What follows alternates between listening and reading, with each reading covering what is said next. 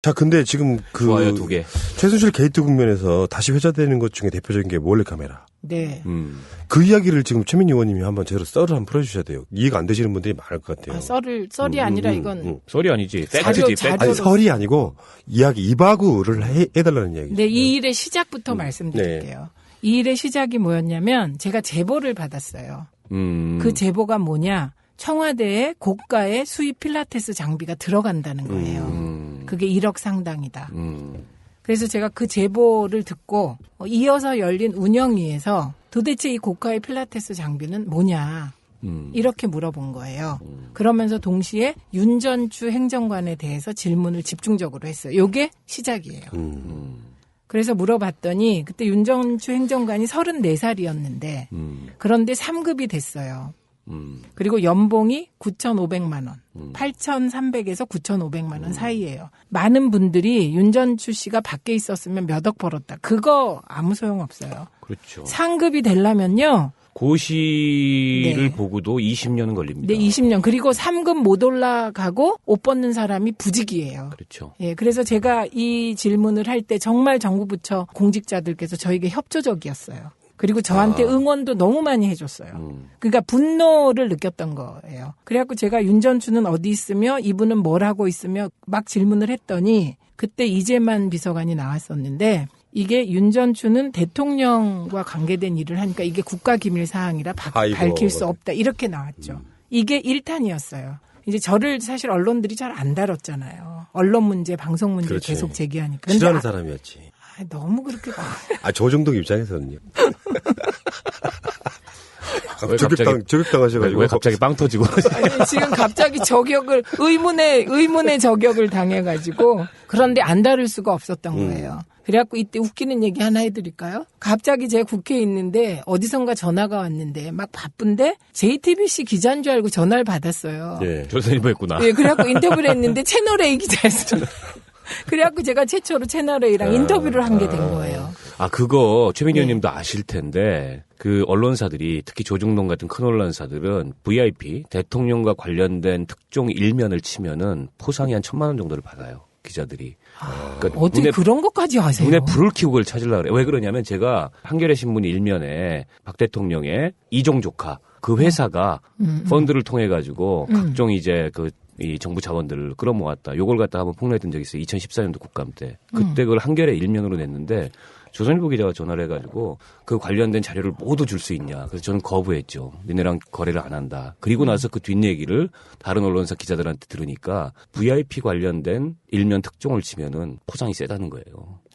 그래서 평소에 싫었던 최민희지만 전화해서 뭐라도 찾아야 되니까 채널A 기자가. 근데 그걸 JTBC 기자인 줄 알고 다 얘기를 해준 거야. 아니 근데 박원석 의원님까지 또 근데요, 확인 사살을 하시네요. 제가 지나가던 말씀에 윤전추가 이상하다고 느꼈던 어떤 촉이 있었을 거 아니에요. 그 촉은 이미 윤전추가 청와대 들어갈 때 그때 잠깐 관심을 받았어요. 저 사람이 왜 들어가? 왜 그러냐면 윤전추가 전지현 트레이너였어요. 네, 그걸로 유명했던. 예, 유명 연예인 트레이너였어요. 예, 그래서 들어가서 잠깐 이상하다 그랬는데 아무도 관심을 갖고 추적을 안 한 거죠. 그런데 제가 운영위에 들어가면서 이상했어요. 그래갖고 추적을 했는데 요게 1탄이었어요. 그런데 그때까지는 제가 제보받은 거였기 때문에 한계가 있었어요. 그 다음에 이제 문제의 조달청 물품 목록을 입수하는 거잖아요. 청와대 쪽에서 나온 게 아니고 조달청 쪽 자료. 청와대에서는 줄 리가 없죠. 그리고 조달청에서 물품 목록을 다 관리하게 되어 있어요. 그렇죠. 그런데 조달청에는 물품 목록 관리가 2가지가 있어요. 청와대에 관련하여. 그러니까 청와대가 조달청에 요청해서 사는 물품이 있고요. 그다음에 청와대가 직접 구매하고 우리가 이런 걸 구매했다고 조달청에 넘기는 게 있어요. 그러니까 전자의 경우는 그냥 달래면 줄 때도 있어요. 왜냐하면 그건 뭐 수의 계약을 못하니까 공개 입찰하고 그러니까 5천만 원 이상은. 근데 청와대가 직접 산 물품 목록은 잘 안 주는 거예요. 거의 안 주는 거예요. 그런데 이걸 받게 된 것도 제가 이제 이 자료 요청을 했을 거 아니에요. 조달청에 청와대는 자료 준 적 없어요. 자료 받은 거 한 개도 없어요. 국가기밀입니까? 그러니까 청와대의 모든 건 뭐 국가기밀이고 사생활 보호고 그래서 안 와요. 그런데 가끔가다 언론에 보면 국회의원들이 본관에서 의원회관 가는데도 차 탄다고 비난하는 글 많이 나오잖아요. 그렇죠. 네, 근데 저는 진짜 차 안 타고 다녔어요. 걸어 다녔어요. 이 통로 저 통로 막 이렇게. 그러다 보면 장관들 만나게 되잖아요. 만나죠, 길에서. 예, 길에서 만나고 장관들은 밥을 먹고 되게 걸어요. 연세들이 되게 있으니까 소화시키려고. 근데 조달청장과 그 비서를 만난 거예요, 제가. 엘리베이터 안에서. 딱 마주쳤죠. 갑자기 무서운 최민희로 알려져 있을 거 아니에요. 근데 제가 만면의 희색을 띠면서 어머나 청장님 이렇게 된 거죠. 그래갖고 저희가 요런 자료 요청했는데요. 안 왔어요. 그랬더니 조달청장이 옆에 있는 사람에게 최민희 의원 자료 주세요 그러더라고요. 뭔지도 모르고. 그분도 제가 직접 구매 물품까지 다 달라고 한 걸 몰랐죠. 그래갖고 자료를 받은 거예요. 그 조달청장 가만히 누구였더라? 우리 피감기관이었는데 이름이 저도 이름이 생각 안 나요. 얼굴이 기억나요, 저도. 예, 눈 땡그랗, 눈이 좀 크고 마른 분이죠. 그리고 관료 출신으로 쭉 올라온 느낌?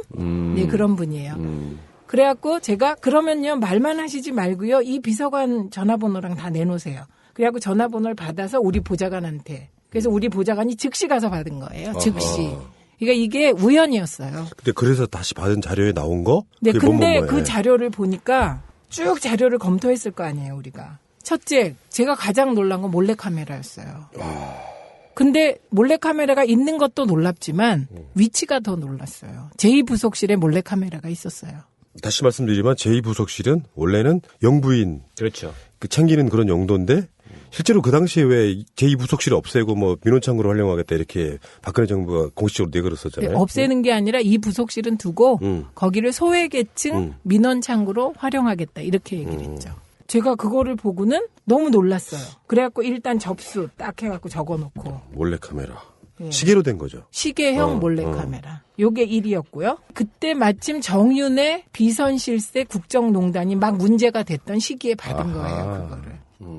그다음에 두 번째는 제보받았던 거. 1억 상당의 필라테스 장비. 내역이 다 있더라고요. 네. 직접 구매 물품에. 그러니까 잘 걸렸다. 이재만 비서관이 이런 거 없다고 했었거든요. 그런데 이제 자료 목록이 나오니까 이제 뭐 어떻게 할 수가 없는 거잖아요. 거짓말한 거 딱 걸렸다. 그다음에 세 번째가 본관이에요. 본관. 본관에 침대가 3개 들어간 거예요. 2013년 초에. 그 본관이 박근혜 씨가 집무실에 본관. 침대가 들어가요? 집무실에? 그게 대통령 집무실 안에 잠깐 쉴 수 있는 공간이 있대요. 이건 참여정부 때도 있었고 MB정부 때도 있었고 거기에 이제 침대가 있다는 겁니다. 그러니까 그걸 교환했을 가능성 한 가지 이게 있죠. 3개는.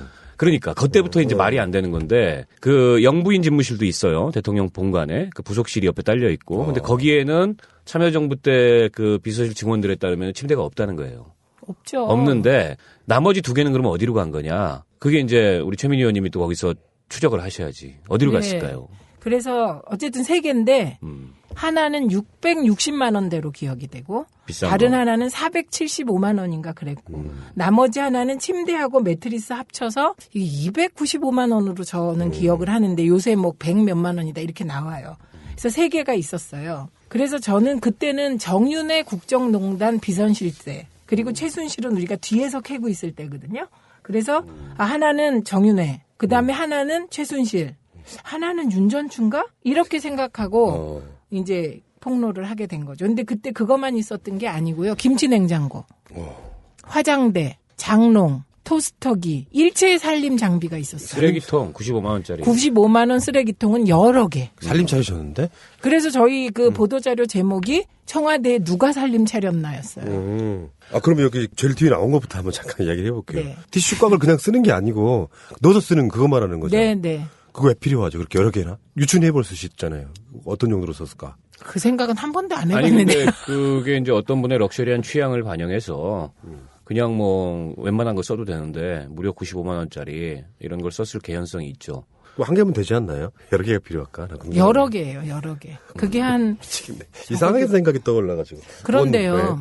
제가 이제 요 물품 목록들을 그냥 폭로하는 건 너무 부담이 되잖아요, 제가. 그렇죠. 그래서 전 정부의 총무비서관을 했던 청와대에서 분께 연락을 해서 모셨어요, 이분을. 그래갖고 자문을 받았어요. 그래서 쭉 보여드렸더니 이분이 몰래카메라 이거 있을 수 없는 겁니다. 이건 큰일이다 이렇게 얘기하셨어요. 이게 그것도 제2부속실에 이게 있다는 건 이건 위험한 상황이라는. 감시 장비인데. 네, 그런 식으로 얘기를 하셨고요. 그 다음에 외교안보 수석실에 디지털 몰카가 있었어요. 그것도 2014년 9월에 들어갔어요. 그래서 제가 계속 문제 삼은 건 왜 2014년 9월이냐. 그랬더니 외교안보 수석이 우연이라고 했어요. 우연일 리는 없죠. 뭔가 문제가 있었던 거예요. 2014년 9월에 샀어요. 그래서 이게 하나하나가 전부 언론의 취재거리였어요. 아무도 안 하셔서 그렇지 그때.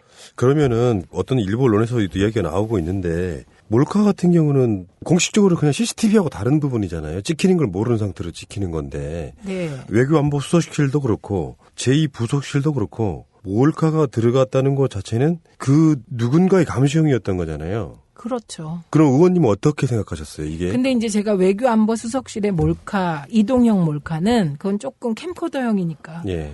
그거에 대해선 중간에 그냥 추적을 포기했어요. 왜? 외교안보 수석실은 어쨌든 이게 우리가 이걸 하여튼 제가 그때도 외교안보 수석 때문에 정말 근데 그분 때문에 진짜 화난 게 외국에 출장 갈 때 가져갈 수도 있다 이렇게 말을 하는 거야. 이 말이 얼마나 무서운 말인지 아세요? 그거는 외교적인 문제가 되는 거지. 그래서 딱 중단했어요. 그거는 일종의 그건 심각한 문제죠. 그럴까봐. 그러니까 이분이 교수 출신이었던 것 같아 그때. 근데 모르는 거예요 그런 걸. 그래서 그 대답을 하기에 제가 얼른 접었어요. 그거는. 아 내가 지금 이러면 안 되지. 그랬고 그다음에 제2부속실의 몰카가 그때 2개 있는 걸로 되어 있었거든요. 예. 2개인데 손목시계형이에요. 예. 그래서 이게 하나는 여성형 하나는 남성형이에요. 그런데 지금과 유추해서 보면 여성은 윤전추, 남성은 이영근 이번에 비서관. 정호실에서. 예, 네. 그 하나씩 찾지 않겠어요?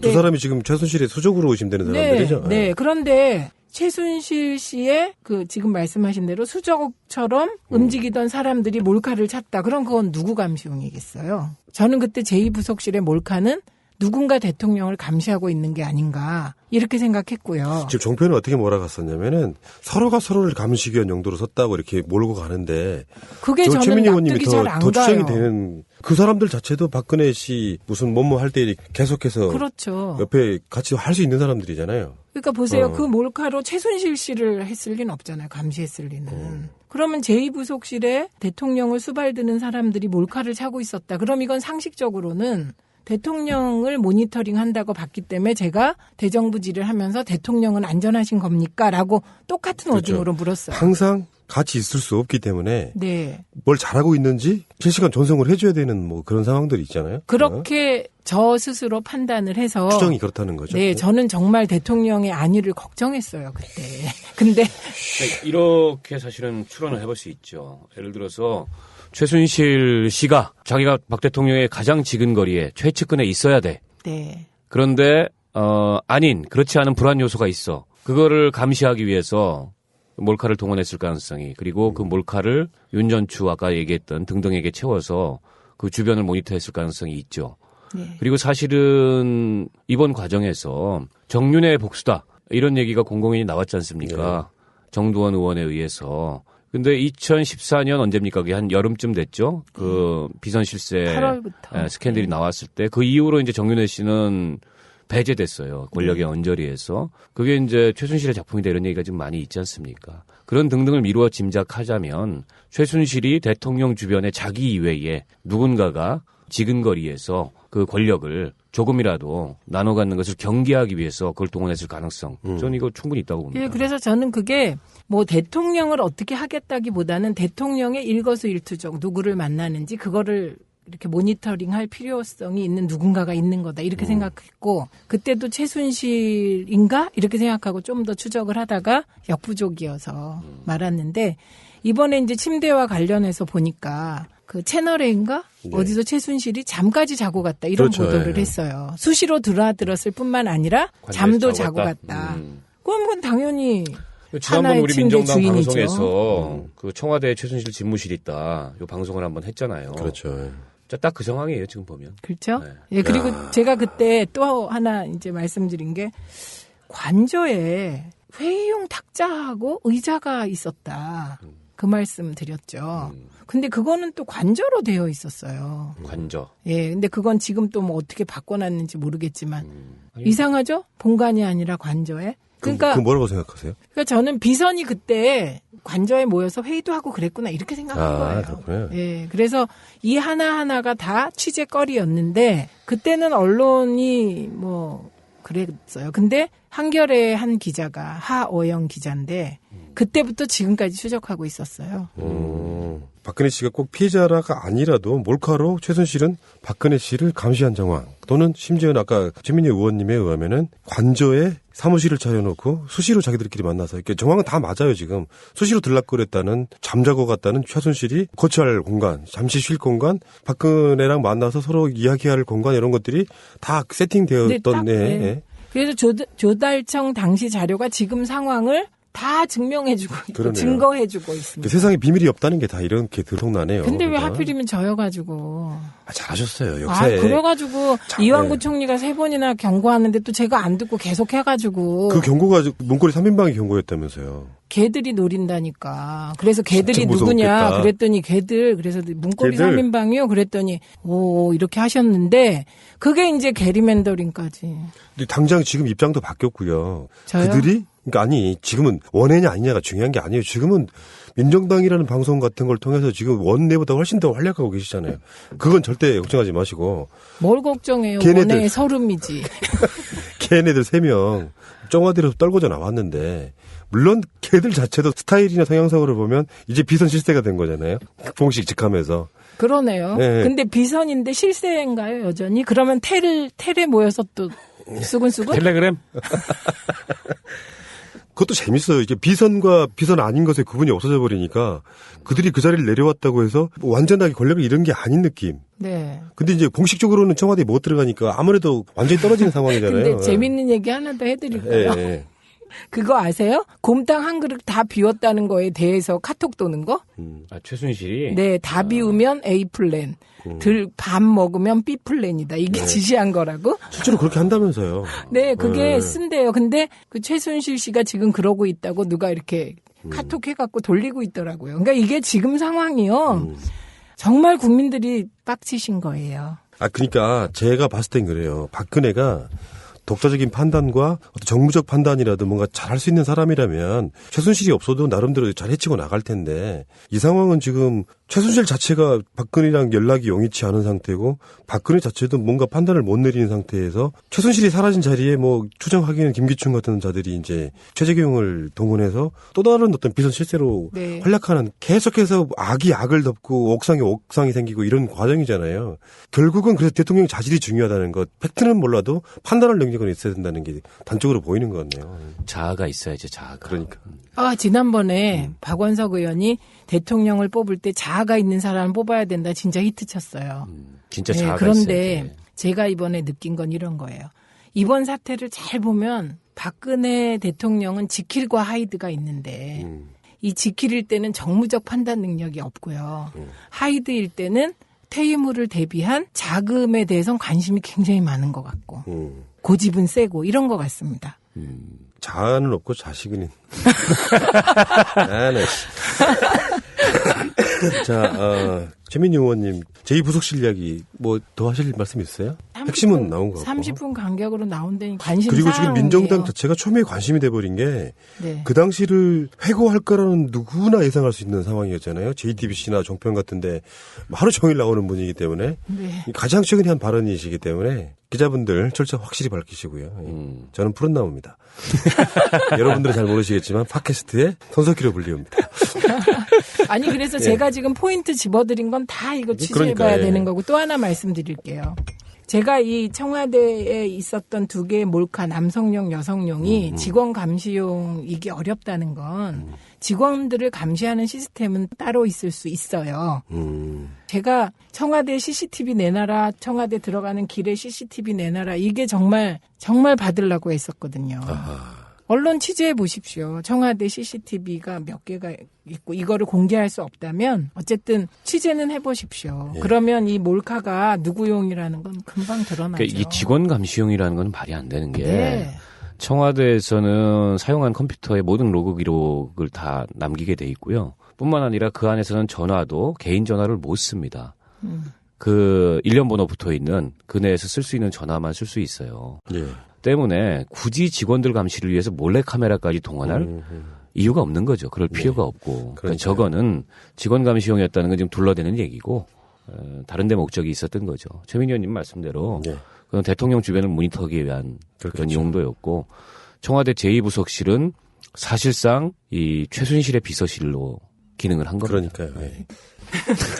정말 선견 지명이 있었던 온라인의 최순실, 원순실님의 2년 전 이야기인데 참 그게 그 당시에 이슈가 되지 못하고 현재 최순실 게이트의 시작이라고 생각하니까 어쩌면 소름 끼치는 그런 사건이었고요.